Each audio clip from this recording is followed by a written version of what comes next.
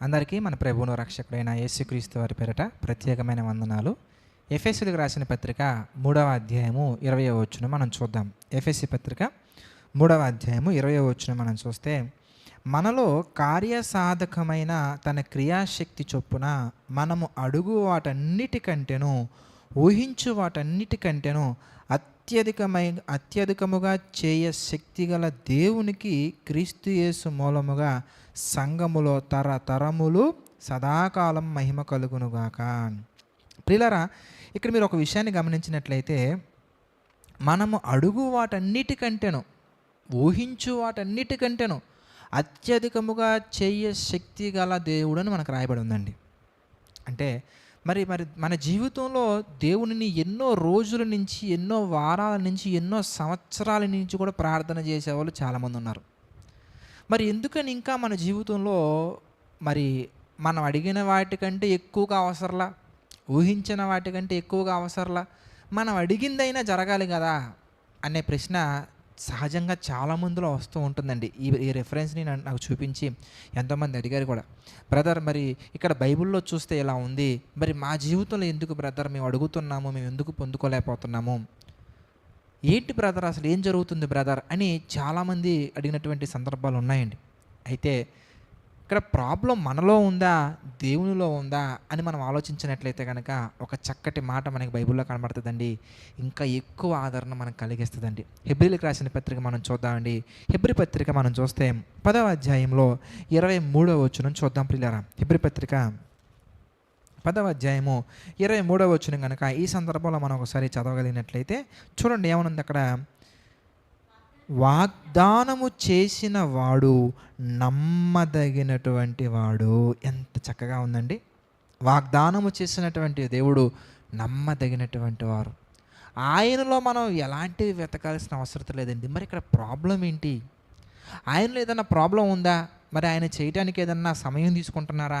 ఆయన ఏమన్నా మనకి లేట్గా చేస్తారా? లేదంటే కనుక ఏంటి అని మనం అడిగామనుకోండి, ఆయన చెబుతున్నటువంటి సమాధానం ఏంటంటే, ఇదిగో నాలో ఎలాంటి ప్రాబ్లం లేదు, నేను నమ్మదగినటువంటి వారిని, నేను నమ్మదగినటువంటి వ్యక్తిని అని చెప్పుకుంటున్నారు. మరి ప్రభు, మరి మేము అడిగినటువంటివి ఎందుకు దొరకట్లేదు ప్రభువా అంటే వాటిలో చాలా కారణాలు ఉన్నాయండి. వాటిలో వన్ ఆఫ్ ద రీజన్స్ని మీకు ఇప్పుడు చెప్తాను. అదేంటో మీరు జాగ్రత్తగా ఆలోచించినట్లయితే దేవుని యొక్క వాక్యం సెలవిస్తుందండి. మత్తయి సువార్తలో మనం చూస్తే 21వ అధ్యాయం మనం చూద్దాం. మత్తయి సువార్త 21వ అధ్యాయం మనం చూస్తే 22వ వచనం చూద్దాం ప్రియులారా. మత్తయి సువార్త 21-22 మనం చూస్తానండి. మరియు మీరు ప్రార్థన చేయనప్పుడు వేటిని అడుగుదురో అవి దొరికినవని నమ్మిన ఎడల మీరు వాటినన్నిటినీ పొందుదురని వారితో చెప్పాను. ప్రియులారా, మనం ప్రార్థన చేస్తున్నప్పుడు అది జరుగుద్దా, నిజంగా జరుగుద్దా, ఇది నా వలన అవుతుందా, ఇది నేను చేయగలనా, అతను మరి దీనికి యాక్సెప్ట్ చేస్తారా? చూడండి, ఇంటర్వ్యూకి వెళ్ళేటప్పుడు ప్రార్థన చేసుకుంటారండి. ఏమైనా ప్రార్థన చేసుకుంటారంటే, ప్రభువా ఏదో ఒక విధంగా ఈ ఇంటర్వ్యూ జరిగిపోయేలా నాకు సహాయం చేయండి ప్రభువా.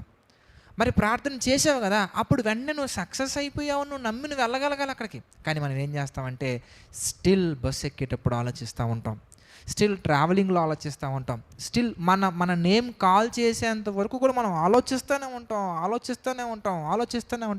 ఆలోచించటం కాదులే కానీ ఇంకా మనం చేసే పొరపాటు ఏంటి అంటే, మార్కు సువార్తలో మరొక విషయాన్ని దేవుడు మనకి చెప్తున్నారండి. మార్కు సువార్త మనం చూద్దాం. మార్కు సువార్తలో 4వ అధ్యాయం మనం చూస్తే 40వ వచనం చూద్దాం ప్రియులారా. మార్కు సువార్త 4వ అధ్యాయంలో 40వ వచనం మనం చూస్తే, అప్పుడైనా మీరెందుకు భయపడుచున్నారు, మీరు ఇంకనూ నమ్మిక లేక ఉన్నారా అని వారిని అడిగారు. ఇంకా మీరు ఎందుకు భయపడుతున్నారు? నమ్మకం లేదా? తీసుకెళ్ళావు కదా, రిక్వెస్ట్ తీసుకెళ్ళి దేవుని యొక్క సన్నిధిలో పెట్టావు కదా, ఇంకెందుకు భయం? ఎందుకు భయం అంటే ఆయన నమ్మదగిన వ్యక్తిగా ఉన్నారు కానీ మనం మాత్రం ఆయన నమ్మలేకపోతున్నామండి. చాలామంది చెల్లెమ్మలు ప్రార్థన చేస్తూ ఉంటారు, అన్నయ్య ఎలాగైనా కానీ మా హస్బెండ్ మారని ప్రార్థన చేయండి అన్నయ్య. మరి ప్రార్థన చేసిన తర్వాత వెంటనే మనలో ఒక అపనమ్మకం వచ్చేస్తుందండి. ఏమంటే ఆయన మన బ్రహ్మ కానీ వాడు మారతాడా, వాడిని పోలీసుల దగ్గర తీసుకెళ్ళానండి, వాడిని పెద్ద మనుషుల దగ్గర తీసుకెళ్ళానండి, వాళ్ళ ఇంట్లో వాళ్ళ దగ్గర ఎంతమంది దగ్గర తిప్పాను, ఉపయోగం లేదండి. ఏమ్మా చెల్లమ్మ, నీవు నీ భర్త మారాలి అని ఆ యొక్క రిక్వెస్ట్ తీసుకొచ్చి దేవుని యొక్క పాదాల దగ్గర పెట్టావు కదా, మళ్ళీ ఇంకా పెద్ద మనుషులు ఎందుకమ్మా, ఇంకా ఊర్లో వాళ్ళు ఎందుకమ్మా, ఇంకా వేరే వాళ్ళు ఎందుకమ్మా, ఎందుకంటే నువ్వు దేవుణ్ణి నమ్మట్లా. ఆయన నమ్మట్లే. ఆయన అంటున్నారు, ఇదిగో నువ్వు ఊహించిన దానికంటే గొప్పవి చేయగల వ్యక్తి, నువ్వు అడిగిన వాటికంటే ఊహించిన వాటికంటే గొప్పవి అత్యధికంగా చేయ శక్తి కలిగినటువంటి దేవుడు ఆయన. అందుకని అంటున్నారు, నువ్వు ప్రార్థన చేసినప్పుడు జరిగింది అని నమ్మి ప్రార్థన చేయండి, ఆటోమేటిక్గా మనం అన్నీ పొందుకుంటామండి. ఆయన్ని అడగటానికి మనకి సంకోచించాల్సిన అవసరం లేదండి. ఆయన ప్రతి ఒక్కటి మన జీవితంలో చేయ సమర్థుడు, నమ్మదగినటువంటి వ్యక్తి. బయట మనకు కనిపించే మనుషుల్లాగా ఈరోజు చేస్తానని చెప్పి, రేపు చేస్తానని చెప్పి, ఎల్లుండి చేస్తానని చెప్పి అలా తిప్పించుకునే వడ్డీ వ్యాపారం చేసే వ్యక్తి కాదు ఆయన. మన కన్న తండ్రి, పరలోకపు తండ్రి. మనం ఆయన ఎలా నమ్మాలి అంటే, ఇక మనం ఒక రిక్వెస్ట్ తీసుకెళ్ళి ఆయన సన్నిధిలో పెట్టిన తర్వాత no thinking, should not think. అలా నువ్వు థింక్ చేయకుండా, దాని గురించి ఆలోచించకుండా, ఇక్కడ అంటున్నారు ఆయన ప్రశ్న, మీరు ఎందుకు భయపడుతున్నారు? నాకు చెప్పారు కదా, నా దగ్గర తీసుకొచ్చారు కదా, ఎందుకు భయపడుతున్నారు? మీకు ఇంకా నమ్మకం రాలేదా నా మీద? అయితే ఒకసారి ప్రకృతిని చూడు, అయితే ఒకసారి నీ గతాన్ని చూడు. అందుకే దావీదు గారు ఏం చేస్తారో తెలుసా, లేదంటే బైబిల్లో భక్తులు ఏం చేస్తారో తెలుసా, వాళ్ళ జీవితంలో ఎదురుగా ఒక సమస్య వచ్చిన వెంటనే వాళ్ళ సమస్యను చూడరండి, వెనక్కి తిరిగి ఆయన వాళ్ళ జీవితాల్లో చేసినటువంటి అద్భుతాలను చూసుకుంటారండి. వేరే వాళ్ళ జీవితంలో కూడా కాదు, వాళ్ళ జీవితాలలో దేవుడు చేసిన ఉపకారాలను చూసుకుంటుంటారు. ఎందుకంటారు, నా ప్రాణమా ఆయన చేసిన ఉపకారములలో దేనిని మరవద్దు. కనుక మన జీవితంలో మనం కూడా ఆయనను నమ్మి మనం ప్రార్థన చేయగలిగితే మనం తప్పకుండా ఎన్నో విషయాలు మనం ఆయన దగ్గర నేర్చుకోగలం, ఆయన దగ్గర పొందుకోగలం. ప్రార్థన చేసుకుందామని ప్రతి ఒక్కరు తలలో వంచి ప్రార్థనలు ఏకీభవించండి.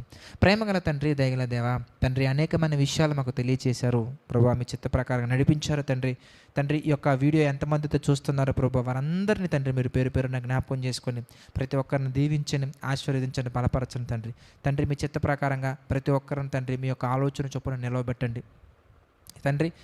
ప్రభా, మరి ఈ యొక్క ఉదయకాల సమయంలో తండ్రి, ఎంతమంది అయితే ఆర్థిక, ఆరోగ్య, మానసిక సమస్యలతో కృంగి ఉన్నారు ప్రభా, కృంగిన ప్రతి ఒక్కరిని బట్టి ప్రార్థిస్తున్నాను తండ్రి. ప్రభా, వారి యొక్క హృదయాలలో ప్రభా మీ కృపను బట్టి బలవంతులుగా బలాన్ని తెచ్చుకున్న ధన్యతను వారికి దయచేయండి తండ్రి. మంచి గ్రహింపును దయచేయండి ప్రభా, సమయానికి తగిన జ్ఞానాన్ని దయచేయండి తండ్రి.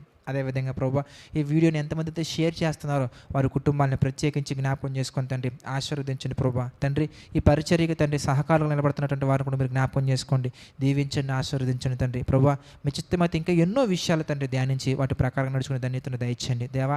ఈ యొక్క ఉదయకాల సమయంలో తండ్రి, ఎంతమంది అయితే బాధలలో, వేదనలో, చింతలో మా తండ్రి ఉండి మిమ్మల్ని మొరపెడుతున్నారు ప్రభా, మీ చిత్తమైతే వారి మొరలను మా తండ్రి ఆలకించండి. మీ చిత్తమైతే వారి యొక్క రిక్వెస్ట్లు తండ్రి, వారి విజ్ఞాపనలు తండ్రి మీ చిత్త ప్రకారంగా జరిగించండి. సమస్త మహిమ, ఘనత, ప్రభావాలు మీకే చెల్లించుకుంటూ మా ప్రభువును రక్షకుడైన యేసుక్రీస్తు వారి పేరిటి ప్రార్థన అడిగి పెట్టుకుని చున్నాము తండ్రి. Amen. God bless you all.